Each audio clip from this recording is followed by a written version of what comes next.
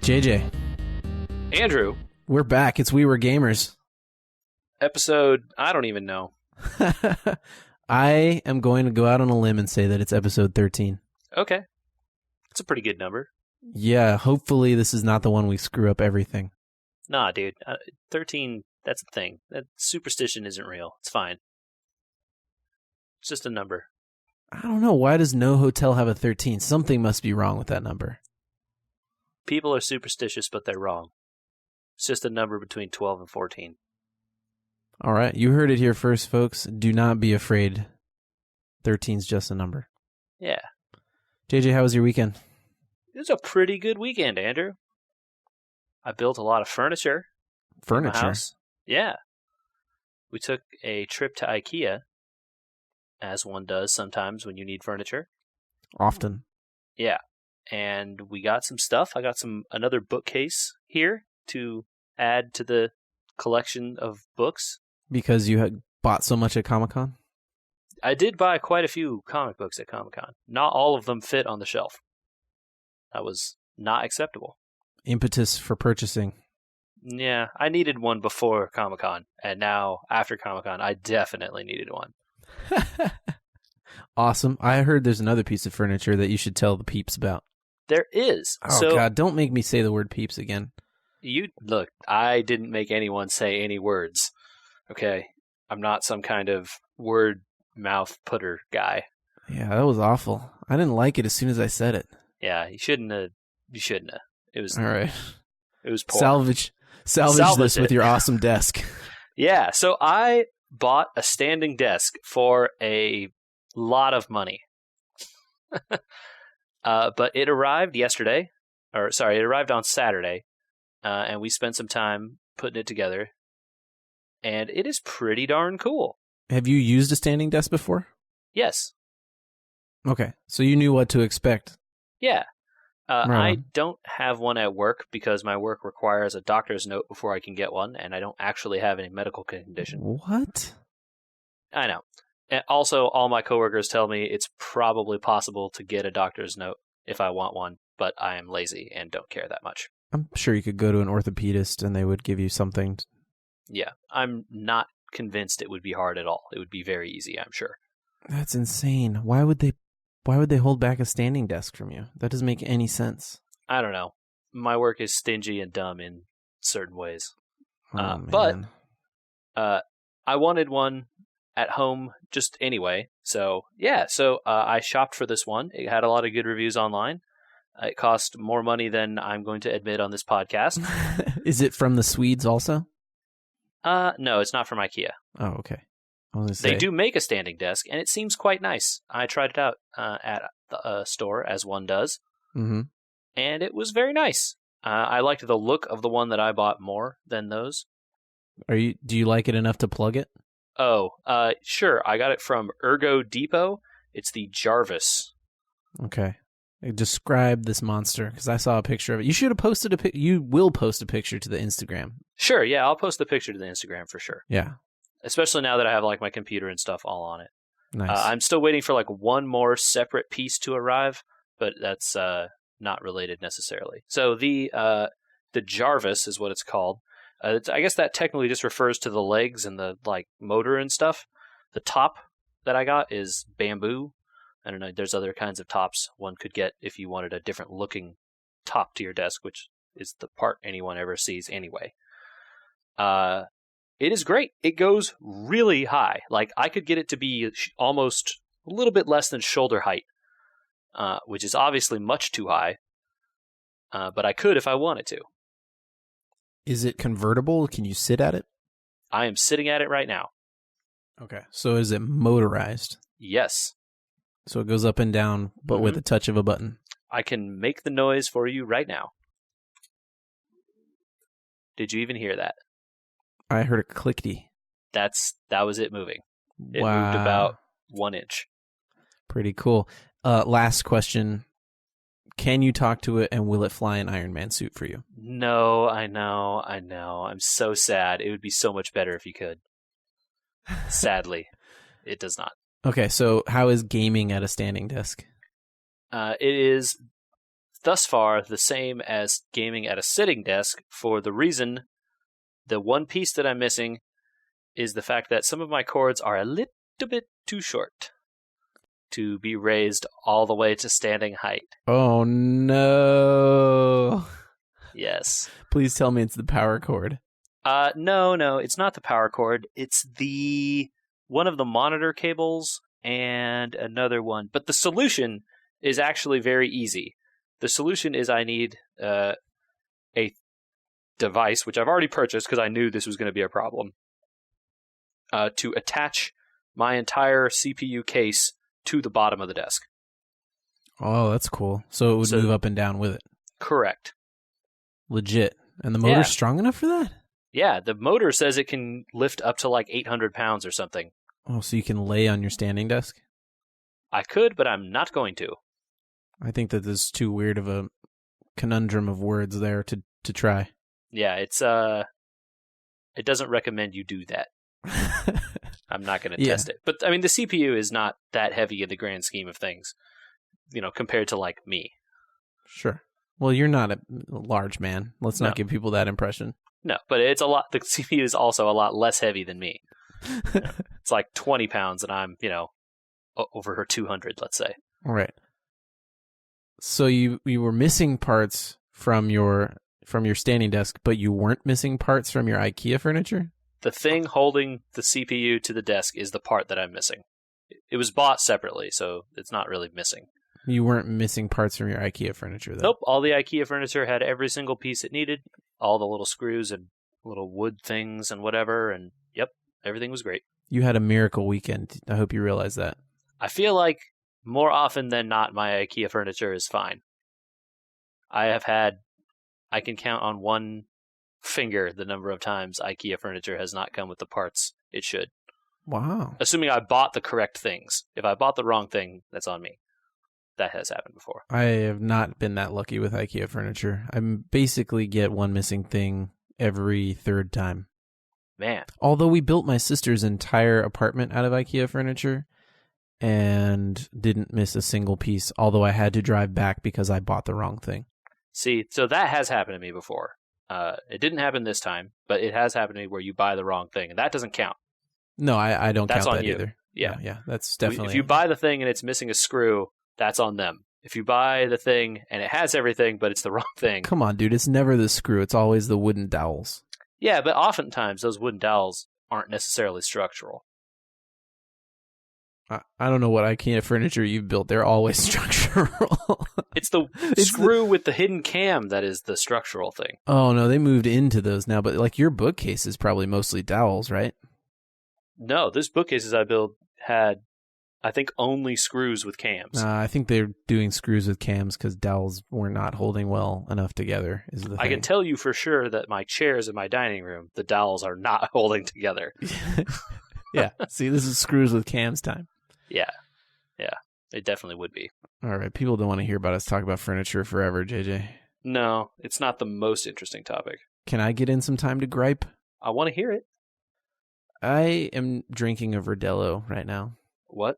It is a varietal of white wine because I feel like I deserve it. Sometimes you do. My mouse broke today. Man. I don't know if people have noticed, but not only has there been the little bit of echo in the podcast, but also the microphone has sounded kind of bad sometimes. I spent some of the day figuring that out as well, which is our recording program, JJ, in the last update, decided to change how and why and where and who it was recording. So not only was I getting audio from the room, but also I was getting even more audio from our recording program. Oh. Because it wasn't taking the straight feed from the microphone like it used to. And they changed that, and they didn't put that in the change log. So I was just been using the program like normal and wondering what the heck was wrong with my computer. Man, wow. Yeah. Hey, people. I and JJ and many other people out there barely have time to fit in the fun things like podcasting. Don't make our life more difficult by changing things and not telling people. Yeah, please, post your patch notes. Come on, guys. It's not that tough. For real. Patch notes, JJ. Yeah. Andrew, wait. There was another thing that happened to me this week.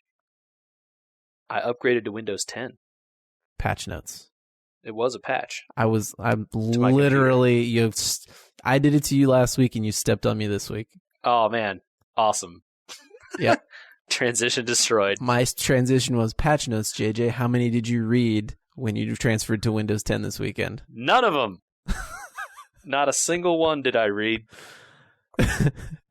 Well, I'm glad we're equal now. So let's keep a tally. It's 1-1. Okay. Yeah, we'll keep a running score of this. That's definitely something people will care about. How is it? I like Windows 10. I switched a couple months ago. Yeah, it seems pretty good so far. I haven't run into any problems. There's some weird little things I would like to change, but they're not that important overall. It seems pretty good. I know there is an anniversary update for it coming out soon. Free update, right? For people that already have it, because now, Andrew, Windows 10 is no longer a free product. I know. This is why I upgraded, and when I upgraded from 7 to 10 and said, wow, this looks basically the same as 7. I felt really good about it. Basically the same, yes. I appreciate all the ways that I didn't have to change anything. Yeah, it's a pretty good update. I've been an Apple user for basically forever, but I like to play PC games, so I've had a PC. So I don't really have any complaints. 10 works as well as I want it to. It seems very nice. I'm slightly concerned by the fact that apparently the anniversary update is removing the ability to turn off some of the things that people out there don't like. Some of the data collection stuff becomes unturn-offable. Wait, what? Yeah, not a big fan. Some of the stuff you had to go into the registry to disable before becomes undisableable unless you have a enterprise, education, or I forget what the other one was, version of Windows 10. Not Pro or Home. What are they data gathering? Just how you're using the operating system stuff. It's not Cortana apparently can still be disabled, but some of the other back end statistics on crashes and stuff, if you don't want to send that stuff to Microsoft, stops being available for disabling. Okay, but they're not monitoring your PC. No, not well, as far as we know. Yeah, no, they're not. You'd be a pretty good Krusty the Clown. Hey, kids. I haven't watched The Simpsons in God knows how long.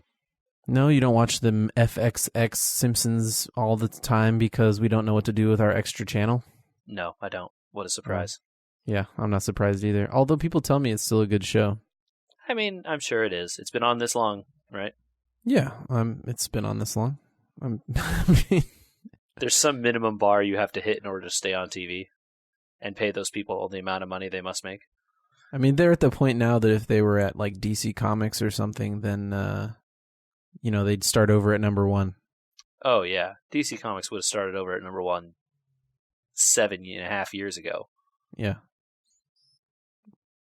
Well, that's good. I'm glad you like Windows 10. I don't know. It is what it is. It is what it is, but at least it wasn't a huge disappointment. Yeah, and the upgrade for what it was worth was really easy. You just click that button and said, "Yep, do it," and then you leave your computer for a couple hours and come back and it's done. I know a few people that did not have it that easy, unfortunately. Back when they first did the changeover, some people were aggressive and wanted to do it right away, and then ended up spending a couple days rolling their computers back and all that sort of stuff. I'm glad that I waited a couple months and that it was kind of worked out by then. Although mine took 3 or 4 restarts of the download for it to actually download and install correctly. Oh, man.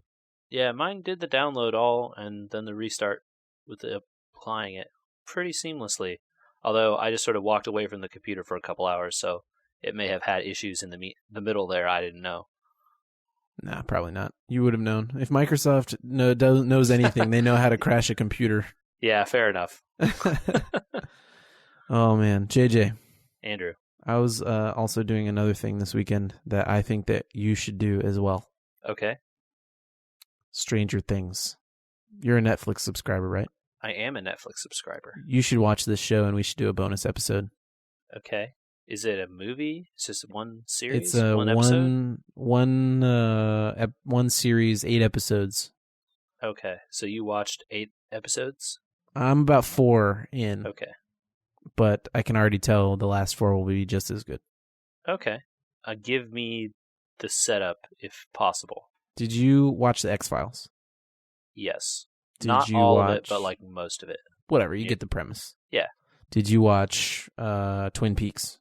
Oh, I love Twin Peaks. Did you watch The Goonies? Yes, but later. Did you watch True Detective Season 1? No. Okay. 3 out of 4 ain't bad. I feel like I only barely passed the like nerd level credibility test. I don't know. There's no credibility test. My review of the show is take all those 4 things. Mm-hmm. Imagine they had a nice weekend away together. Mm-hmm. And then 9 months later. I see. Uh-huh. Okay. That's Stranger Things. Interesting. Now, okay.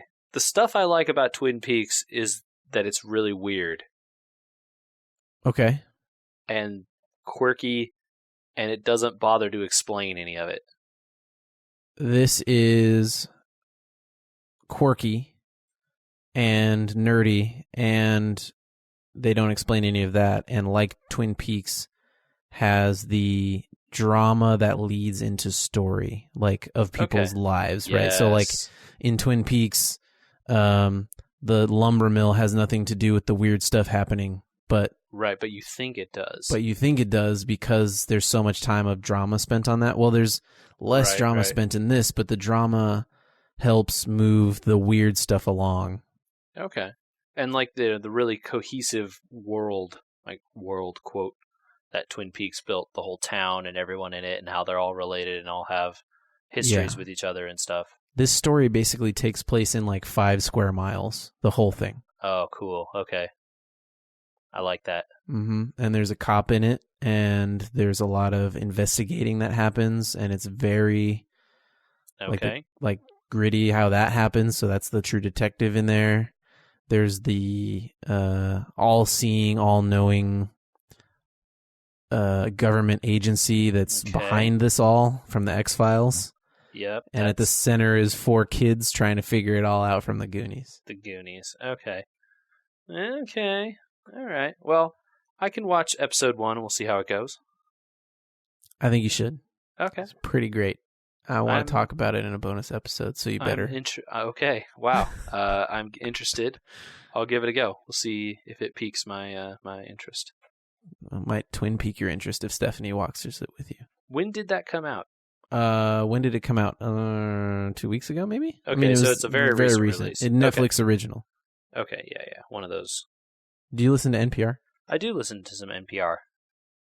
I think the funniest thing I've heard in the most recent 6 months on the radio, because I don't listen to the radio very much, okay, is NPR try to talk about Pokemon Go. Yeah. You know, the like 65-plus-year-old anchors on NPR probably don't get it. Oh, they don't get it at all. And I like that I listened to it this past week after our last podcast. I was listening to NPR because it was on in the car, and I just don't change it sometimes. They're just now reporting on it with the whole like, well, tell me, John, what is Pokemon Go? Why are kids running to across streets? I don't quite understand. Ha ha ha ha. I mean, I feel like maybe this is just the first time you heard it, but maybe it's the first time it's gotten onto like one of their main programs or something. Because I feel like I've heard at least reports on it about people finding dead bodies before. Oh, on NPR? A dude falling off a cliff.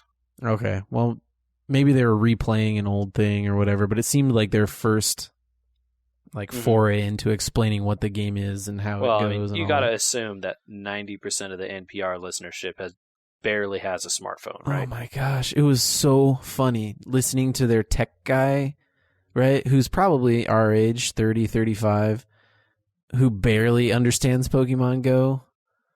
trying to explain it to someone that has no chance of understanding Pokemon Go.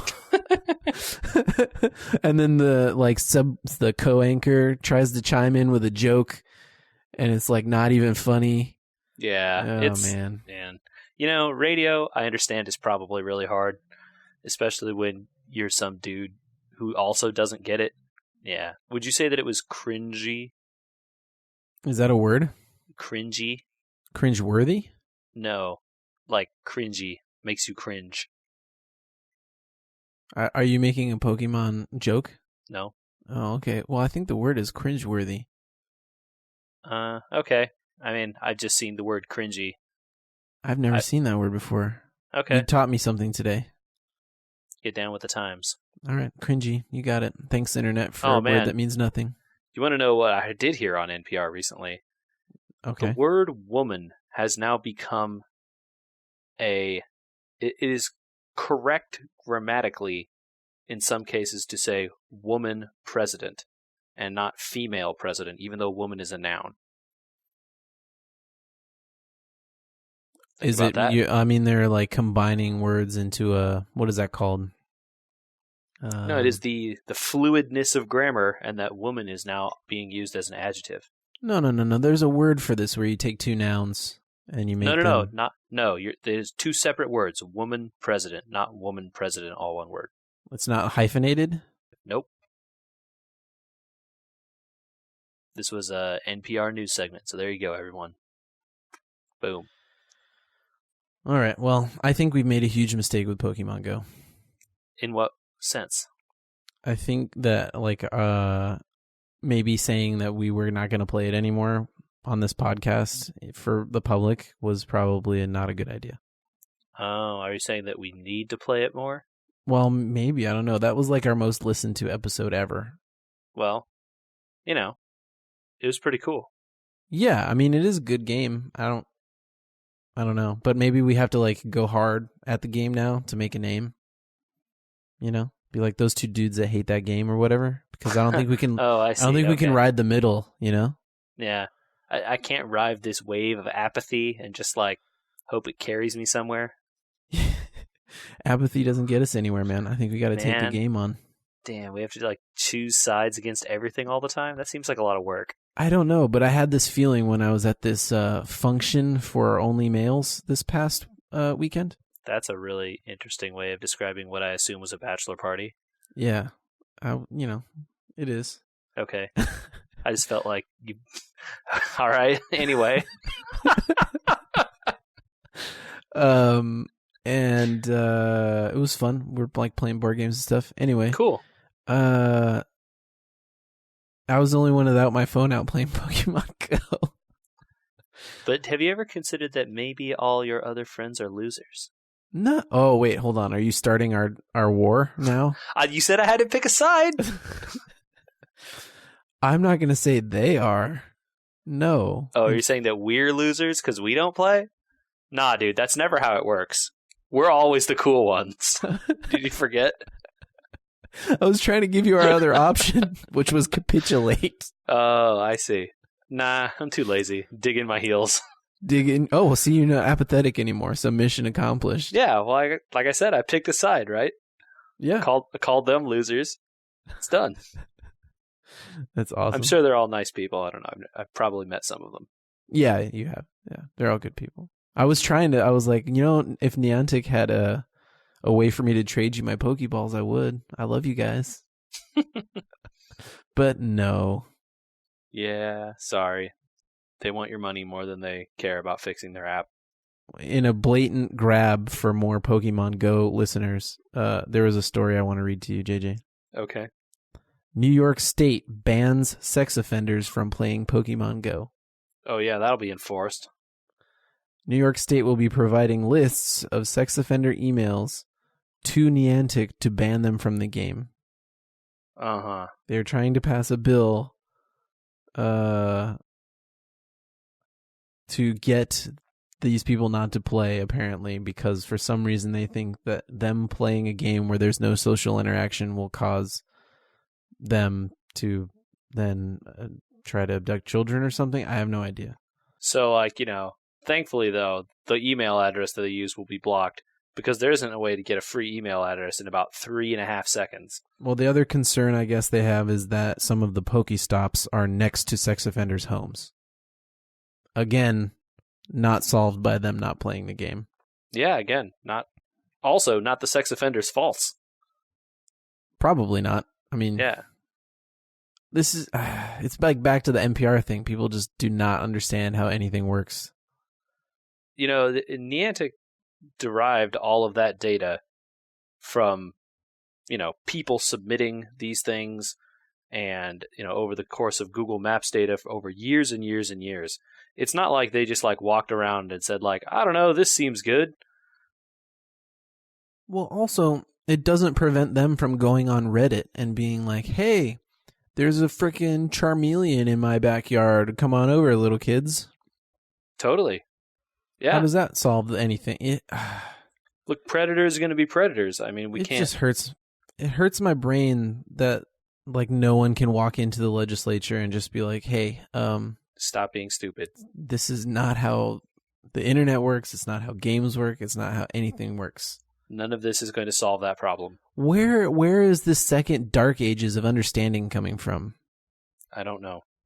I assume it's from people who don't own smartphones still. It's the only thing I can think of. Or they own a BlackBerry. Yeah, probably. Well, I mean, BlackBerries aren't smartphones, so that's true. Thank you for not backing down again. I'll throw shade at BlackBerry owners. There's 4 of them left. Oh yeah, dude. No, I will take a stand right now. This podcast is anti-BlackBerry. That's right.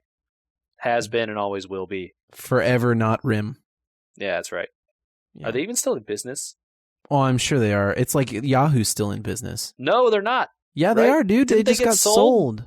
That's not in business anymore. Yes, it is, because they're selling their core business, whatever you define that as. They haven't defined it for anybody but Verizon, what their core business is. For holding Alibaba shares. Yeah, basically. Here's all our Alibaba for $26 billion or whatever. And then they get to keep the rest of their company and lose money on it again. So wait, they sold part of Yahoo to Verizon. Yeah, so I thought all of it, not all of it. No, so when you see the thing where it's Yahoo's selling to Verizon, Yahoo, as you know, the Yahoo that you see, the search engine and the business related to Alibaba is getting sold to Verizon, as far as I understand it. And then basically, all their other side ventures are still sticking around to basically fizzle and die. Okay. So we need to look for a new fantasy football provider soon, is what you're telling me. Unless that's part of their core business, I guess. Man is right. Can we talk about something positive? Okay. I don't know. I was hoping you had something positive. I want to know what board games you played at this sweet event. Oh, good question. We played Tsuro of the Seas. Oh, yeah, okay. I've played that one before. That's cool. That's a real good one. I like that one a lot. And then my boat always crashes into itself. I always die to myself, I feel like. Oh, yeah, you run yourself off the board? Yep. And it's I somehow maneuver myself directly into a place where I have no more control. I just die. You and I, when we play, we usually play with the monsters, the extra set that kills off people. Yeah. They, at this thing, because there were so many people, didn't want to play with the monsters, which was fun and cool. Because I don't often play that way. Does it make it a lot more, I don't know the word, is it a lot harder to think about where you have to go? I don't know that it's harder. I mean, if you played with a lot of people that really, really, really want to win, the turns would be a lot longer. Mm-hmm. Right, because you're watching out for 6 different boats and what they're doing 3 turns ahead, right? Yeah, because that's how you have to play that. Yeah, rather than when there's monsters, you're well, I just have to live through this turn because there's a monster there, and my only choice is to turn right, basically. Yeah, exactly. Okay. So it becomes a game against random chance, kind of, versus a game that's only about planning out your moves. Interesting. Yeah, and then we played The Resistance. I love that game. I agree with you. If you're going to play with people that don't get their feelings hurt when you lie to them 3 times in the same session. I mean, look, the game is about concealing your hidden, motives, right? It's a I guess we could explain this one real quick. It's like if people out there have Oh ever yeah, played the game. whoa. Because it wasn't video games, I didn't think we needed to explain it. I didn't explain Tsuro at all. It's fine. Go look up Tsuro. TSU. No, I don't know how to spell it. Andrew, how do you spell it? Tsuro. Okay, I was close. There are 2 editions of the game. I think you can only get Tsuro of the Seas now, and you should, because Tsuro of the Seas comes with more stuff than regular Tsuro. They just changed the board and then added more elements to it that you can remove from the game if you want to play the original game. Just long story short, Tsuro is good. Yeah, Tsuro is good, and you lay tiles out in front of your boat. Your boat rides along currents on the tiles, and if you run into another boat or off the board, you die. Yep. And that's it. The Resistance is a game that is pretty similar in structure to a game that other people may have played called Werewolf or Mafia. If you think back to games when you were kids at camp or something like that, these are the kind of games you would play there. They can be played with large groups. There's a hidden phase where people don't know what the motives of everyone at the table is, and you have to try and out the people who are the members of the evil faction. Yes. And very generally, it's like, is it what, best of 5 or something, and there's voting, and if you vote, or if the bad guys win 3 of the 5 times, the good guys lose, or vice versa. Correct. Yeah, it's best 3 of 5. Basically, on these missions you have to go on where the Resistance tries to blow up buildings, and if the bad guys, quote unquote, that are fighting the Resistance manage to mess them up 3 times, they win. And so it's all about trying to gauge people's intentions based on insufficient evidence, right? You don't have enough information to conclusively prove anything about the game, and it's designed that way intentionally. So it just has to be on sort of, how people act and what they're doing and what they're saying. Sort of, these kinds of games are called social deduction games. They're pretty fun, I think. But definitely people can get their feelings hurt if they are inclined to that, and not the fun people to play those kind of games with, for sure. Yeah, I mean, you really, really have to go into it with the perception that you are playing a game about lying to people, right? Yes. Like, make that very clear. Make it very clear in the beginning. Likelihood is your best friend is going to play you because they're your best friend and lie to you. And often it is the easiest to lie to your best friends. Absolutely. Yes. It was fun though. Nobody got their feelings hurt. It was a lot of fun. I really like that game. When you have a large group that's all into playing it. Yeah, totally. I am very excited to play a board game coming out soon called Secret Hitler for the same reason. Is it out? Do you have it? What was that? I don't know what that is. Secret Hitler is another one of these social deduction games that takes place during the, I think you're members of the German parliament.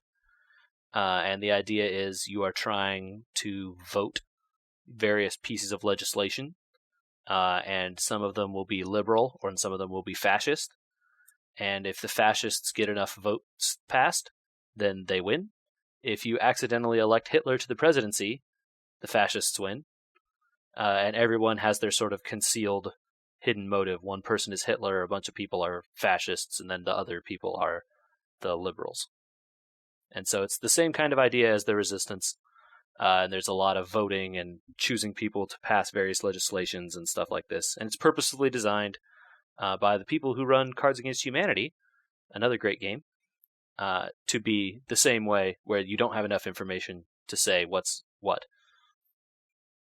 Can we have some real talk about Cards Against Humanity for a minute? Yes. Great game. A lot of fun. Mm-hmm. Totally. Haven't played it in a year. Bummer. Do you often play that game still? No, you need to have a large group of people to make it fun, I think. I don't think if you're playing it with like 2 people, it's very good. No, but like, I think the last time we tried to play it was with like 4 or 5 of us, and most of us had played the game a lot up to a certain point, and it seemed to have lost a little bit of its luster. Yeah, it can definitely get a little boring if you've played it a bunch. I feel like if you sort of know what all the cards are, you're just going to be like, oh, okay, he made that joke. Yeah, you know ahead of time, like, the best joke for this card is going to be this card. Or, Sure. I guess that's why they keep doing expansions. I guess you could cycle out cards you're tired of. But at a certain point, I don't know if it's just I hate to admit it. I guess maybe it's just because we got older. I think maybe it's because you have a child and you constantly have to be attending to the fact that the baby could be anywhere or doing anything at any time, and you can't focus on having a good time playing a card game. I don't think that's it at all. Nope. No, that's not. You don't want to be using that's sweary words in front of your child? Okay, well, look, I would not play the game in front of the kid, so Yes. problem solved there. No, I was okay. just thinking about the last time we tried to play it, and like normally we could play it for an hour and everybody was laughing, and we played it for about half an hour, and then it was kind of like, well, let's play. I don't remember what game afterwards. I'll make it up, Alhambra or Carcassonne or something. Like an actual physical board game where people were competing. It's I guess I would say it's a good game in, like, if you have a group of people that are just there in, like, you're having a party or something at someone's house, that would be a good game to get out. Yeah, maybe it's also a game for a party with a lot of people and a lot you probably don't know, maybe? Yeah. I don't know. Yeah, definitely. I think it's good in a case where you don't know everyone at the table either. It's like a good way to break ice and stuff. Yeah. Okay. Well, it still has a position in the cabinet. It hasn't been removed. So it's a good game. I think people should own copies of that game. It's great. Just as much as I was a little bit down on it now, I do want to say that they're a pretty cool company. They do a lot of charity work and donating to things and totally. Yeah, they're a really great company. Supporting podcasts. Not us yet. Probably ever. Probably ever. But Andrew, you know what is a good game for two people? No. I you know what? This is really important because I'm always looking for games for two people. My girlfriend and I began playing a game called Rivals for Catan. Based off of Settlers of Catan, correct? Correct, yes. Okay, it so has for many similar themes. For people that don't know, Settlers of Catan is a game about resource collection, management, and expenditure. Mm-hmm. And is a very, very, very perennial classic. Absolutely. Settlers of Catan can be played by any person. If the kid is 5 years old, they can figure out how to play Settlers of Catan, trust me. If they're 95 years old, they can figure out how to play Settlers of Catan. Anyone can do it. Your parents can play it. You can play it. It's fine. Great game. And thanks to slight randomization, the game is always new and troubling. Yes. You're always waiting for someone to roll that number that isn't coming up, and you keep getting screwed. Every time. All right. Rivals for Catan, though. So, Rivals for Catan is a card game based on that game. It's a 2-player game, so there's only 2 sides. And it's a similar idea in that your cards sort of build out a principality, and you roll dice, and the dice cause you to collect resources, which you then spend to add more cards to your little empire. And you win by collecting victory points till you get to a certain number. So, like, that's very broadly the same rules as Catan. There are things like roads. You build them to connect your settlements together. So there's a lot of the stuff from Catan, but where it changes a bunch is they have these cards that you build on top of your settlements and your cities that add stuff onto them. Like, you can build settlers that will live in your city and provide you various kinds of bonuses, or you can build structures in your towns that give you more cards available in your hand or let you do other things to the other player. That sounds like a lot of fun and kind of more mobile, less setup, and a lot. No? My only complaint is that the game includes several expansions beyond the base game, which you don't have to play with. They're all very clearly labeled. They call them theme games, and they add like some various themes. And there's a final version that even I haven't played yet because we haven't played it enough times. That sort of mishmashes all the setups together. But the base game is fine. I think it's definitely smaller than Catan, although the cards do tend to kind of spread out lengthwise a bit, like across, a lot more than you might expect. So you still need a decent sized table to play it on. Okay. After many years of Catan, I would at least say that once somebody knows the game, Cities and Nights expansion is almost essential for making that game good. Yeah, Cities and Nights is a really, really good expansion to Catan for sure. If you play base Catan a lot or have played it a lot in the past, and you're kind of over it, Cities and Nights will get you back in for sure. Oh man, it changes the game completely. Like development cards go away, all that stuff goes away. It finally becomes worth it to have sheep. Yeah, absolutely, that's true. Yeah, and the card game has a lot of those similar facts too. When you start moving into the expansions and stuff, they start adding different units that do all kinds of stuff. The random event pile gets shuffled up and causes a whole bunch of new issues. It's really, really good. A very fun, just kind of like 2-player game back and forth. Absolutely recommended for people that are looking for something to play, with their significant other or just random friends. It seems like it's a new trend that for people that are kind of rethinking their games for 2. I know one of my lust games, like I always would play it if somebody wanted to play it, is 7 Wonders. Mm-hmm. And that is a game I still love that game. Oh man, that's so much fun. But you have to have 3. You can't do it with 2. There is a system to do it with 2 built into the game, but it's like you basically create a third computer player that 2 people manage.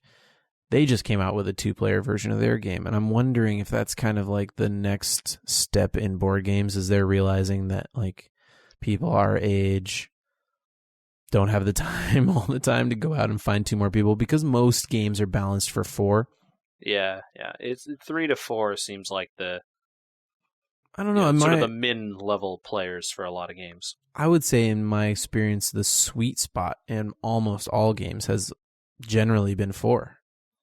I agree with that, at least in terms of Catan. I don't know how many other games I've played where I think 4 is the sweet spot. Okay. I know for sure I like 4 in Catan because I think the rules that get changed when you add 5 and 6 kind of make the game a little different. And 3 and 2 in regular Catan are just boring and unbearable. Yeah. It's a lot of waiting for the right numbers to be rolled and then someone just winning all of a sudden. Yeah, basically. But have you played Catan, the card game, the regular Catan, the card game? No. And so I was at a wedding several weeks ago where someone recommended to me, we were talking about Catan in general, and he brought up this Rivals for Catan, and I thought it was that game, the one you're describing, and I had heard not good things about it. I had also, so I was curious if they imported the same elements or made a whole new game. My understanding is that it is a different game, but I don't know. I haven't really played that other one, so. Nice. All right. Rivals for Catan. Recommended Rivals for Catan, huh? Yeah, pretty fun. Had a really Stephanie good time. Liked it? Yeah. She beat you? Yes, sometimes. Then it's a good game. Yeah, it's a good game. Board games, card games? Yeah. Andrew, we played, this was a card game and a board game at the same time. That's a solid enough segue. Board game, card game, digital card game? Yeah. There was an announcement for Hearthstone. I have not been playing much Hearthstone. I know, because I haven't seen you online. I'm excited to play this. All right. Do you want to tell the people the name? We talked about it last week, JJ. It's One Night in Karazhan. Did we actually talk about the name, though? I think we did, because I said, JJ, what is Karazhan? And then you gave a great description of it. Or did we only just mention that we thought it was Karazhan related? I don't know. I don't know either. Okay. I'm not going to go back and look it up. Yeah, it's fine. Anyway, it's One Night in Karazhan. Okay. So it's like you said, it was a party-themed thing in Medivh's house, basically, is what it seems like. Yeah. Except that everything goes wrong and there's a lot of references to Beauty and the Beast. Yes, there are a lot of references to Beauty and the Beast. Wow.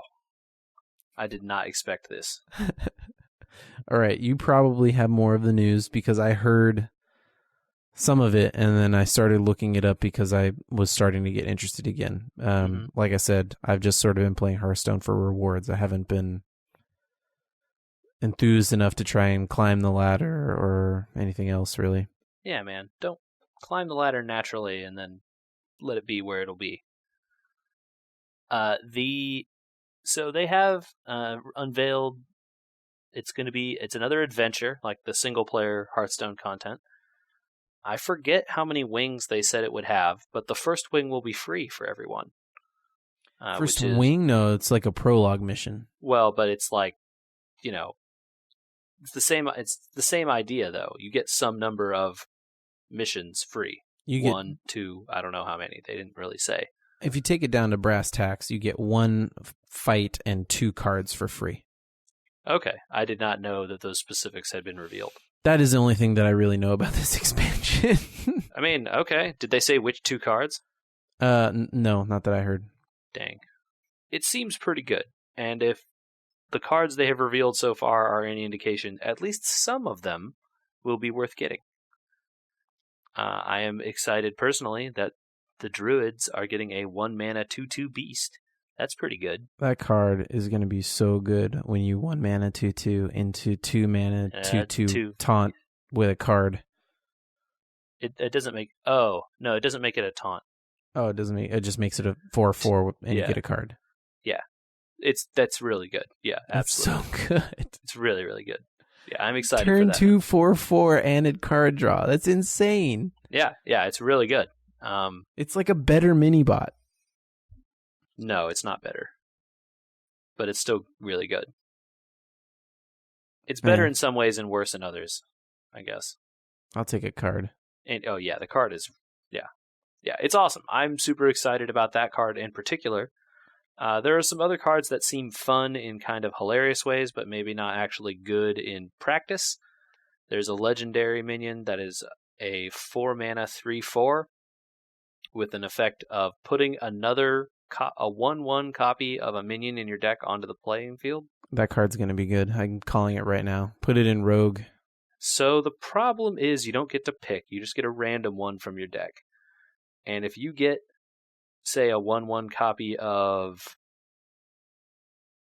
some amazing dragon like Malagos, or you get someone really cool like the old god Yashiraj, or something like that, you're going to make the meme videos and win all the YouTube money right there. Or you get a 1/1 copy of that druid beast we were just talking about, and you cry yourself to sleep.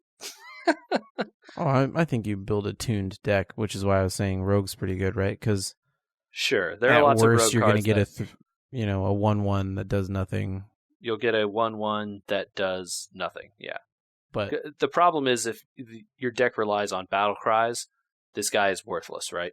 Yeah, absolutely. He only triggers off stuff that happens after the minions. Right, so he's going to be like N'Zoth Paladin or combo decks, basically. Yeah, or the other one that I saw thrown around out there is that people just play him because he's 4 mana and you get a 1/1 something, and then you silence the 1/1 something back into the whatever it was before. Will that actually work? Yes, because it works the same. Well, I guess we don't know, but the Shadowcaster, which is that other rogue card that has a similar idea of making 1/1 copies of things, works that way. If you silence the 1/1 copy, it goes back to its original stats. So then this could go really well in like Priest then. Maybe? Because they're the only one with an affordable silence now. Yeah. They're the only one with one that's affordable. That's the correct. Yeah. So, I don't know. I don't know if it will be good. It will at least be interesting, if nothing else. People are going to try and make it work. I'm skeptical, but at least it will be interesting to see. I've always been excited about Hearthstone Adventures just because it's something different to do in the game. I really wish... Yeah, they are always really, really well produced. Yeah, I really wish that like the sets, the expansion sets that they did were also adventures. Yeah. The sort of feeling of like moving through the wings and the various bosses and how they work. There's one they told us about is the silverware golem. It literally looks like all the silverware from the Beauty and the Beast scene in the dining room all glommed onto each other and became a horrible monster. So it's very silly yet also fun. I'm excited. It looks like it should be really good. Nice. I agree. It's going to be awesome. Should we end with the last little bit of speculation like we did last week on Karazhan? Sure. Did you see any of the NX stuff? The NX stuff. I don't know that I did. From Nintendo? I mean, I know what the NX is referring to, but okay. I don't think that I saw it. I think Polygon? Maybe Eurogamer? I don't know. I don't know why I tried bothering remembering. Yeah. No fact checking, so it doesn't matter. Yeah, but I like to give credit. Anyway. Okay. They said that through a reliable source, the NX will be a portable console. Okay. I think maybe I did read this, but I had forgotten. AKA, it will be as powerful as an Xbox One, but basically be like a tablet with controllers on the side of it that are then detachable for when you get home and plug the tablet into your TV. Interesting. Yep. I have a feeling that some of the numbers there don't work out.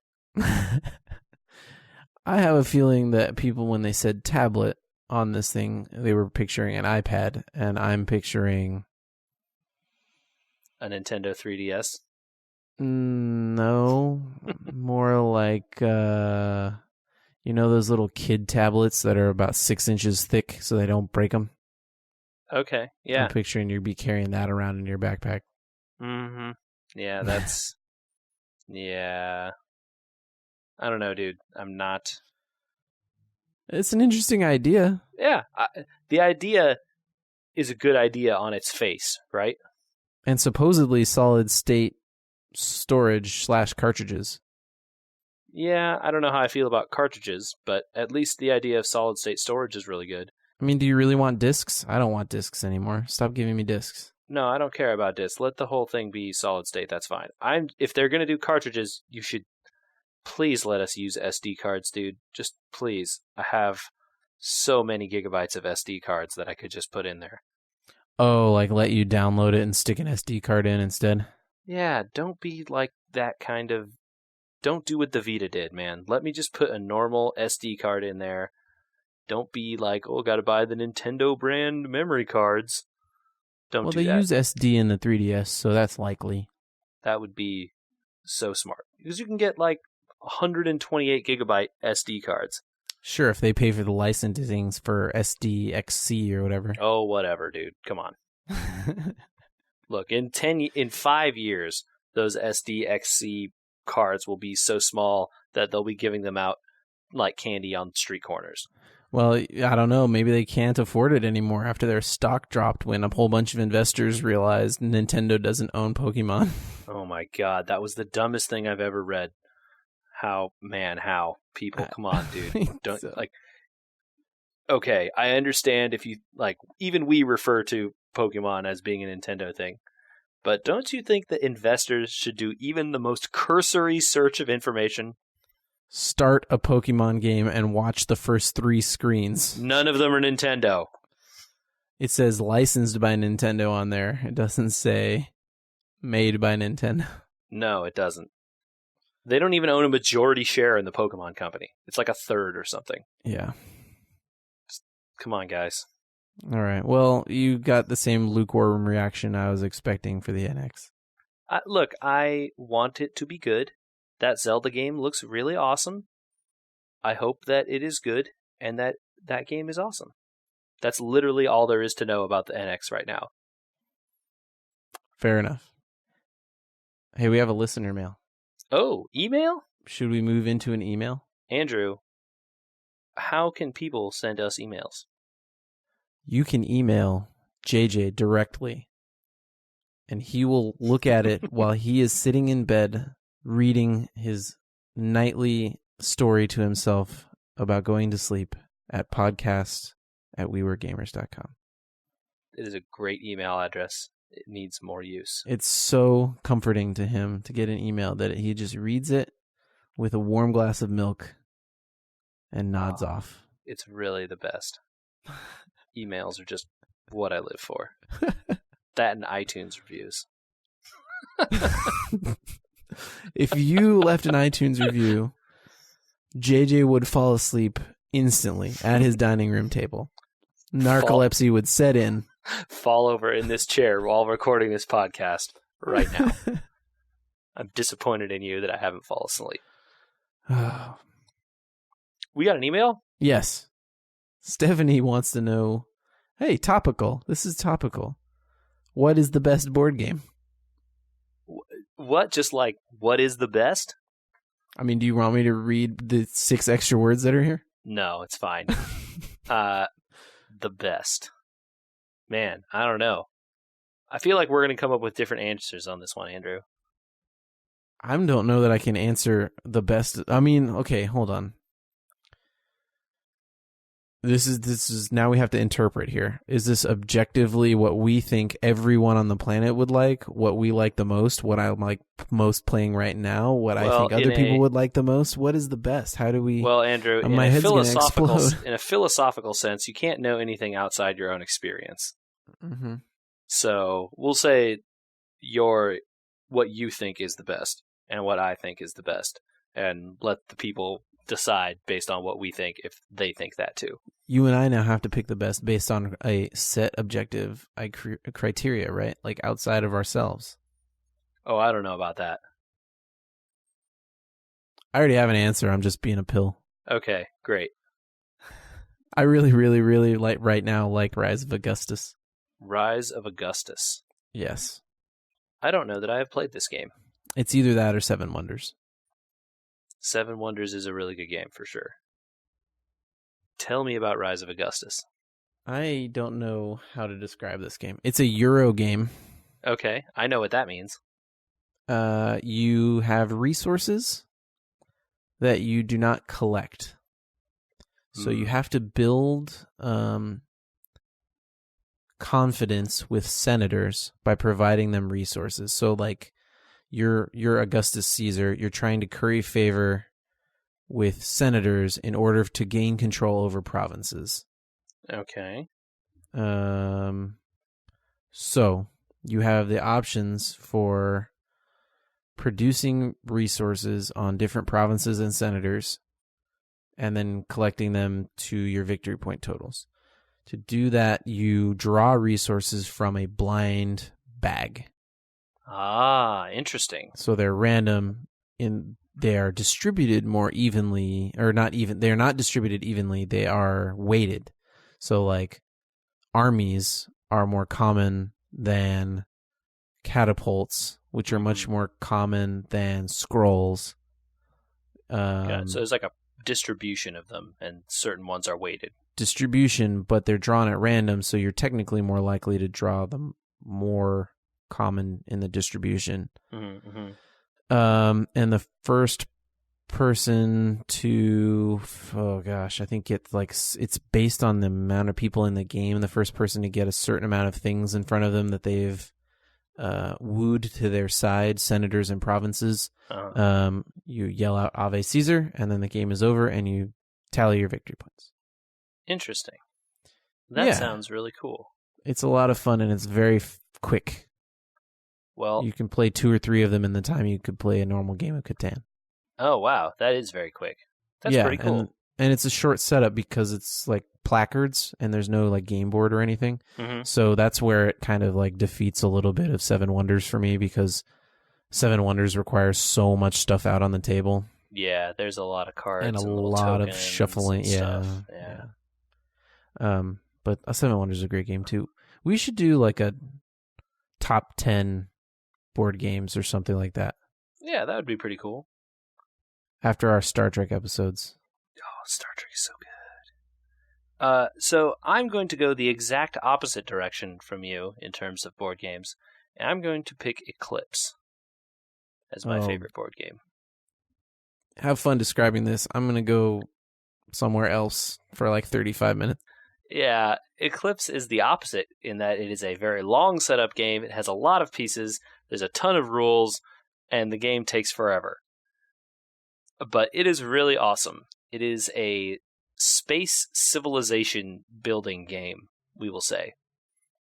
You control an empire, you have your little sector of space, which is on a big board with all the other people, and you move your ships and your fleets around space. You upgrade your ships, you change your ships, you research new technologies to put on your ships, you do all kinds of different things, improve your planets, build buildings, build structures, do all this stuff.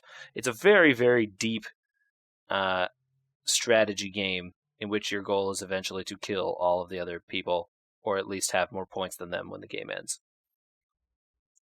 Eclipse is awesome. It is super complicated and definitely takes like hours and hours and hours to play. But I love that game. I've played it probably like 3 or 4 times total.